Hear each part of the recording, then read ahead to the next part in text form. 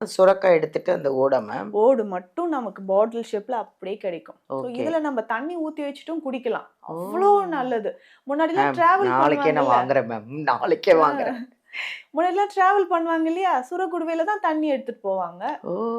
ஆமா. இதுல நம்ம பரிகாரம் செய்யும்போது அவ்ளோ சக்தி நமக்கு இருக்குன்னு சொல்லலாம். நல்லா வாஷ் பண்ணிட்டு, ம். இதுக்கு மேல நம்ப வந்து மஞ்சள், சந்தனம், பன்னீர் இது எல்லாமே கலந்து, நம்ம கைகளாலேயே இத நல்லா மேல அப்ளை பண்ணிட்டு, ம். கொஞ்சம் உலரட்டும். அதுக்கப்புறம் சுத்தி இதுக்கு நம்ம குங்கும பொட்டு வச்சிடணும்.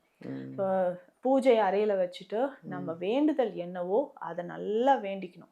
ஸோ இறைவன் முன்னாடி அந்த குடுவைய வச்சுட்டு நல்லா வேண்டிட்டு, விளக்கேத்தி ம். இறைவன்கிட்ட வேண்டிட்டு, ம். சொந்த வீடு வாங்கணுமா?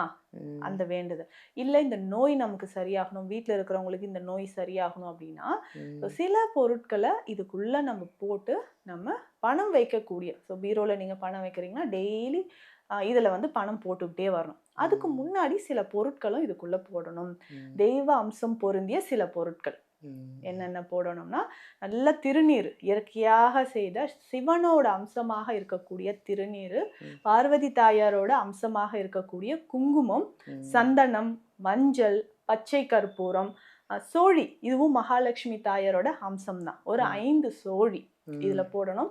சுருள் பட்டை இருக்கு பார்த்தீங்களா? ஒரு 2ஓ 3ஓ சுருள் பட்டை இதுல நம்ம போட்டுக்கலாம். ம். ஒரு 10லிருந்து 12 குன்றிமணி விதைகள். ம். ம். விநாயகருக்கு கண்ணு வைப்போம். ஆமா.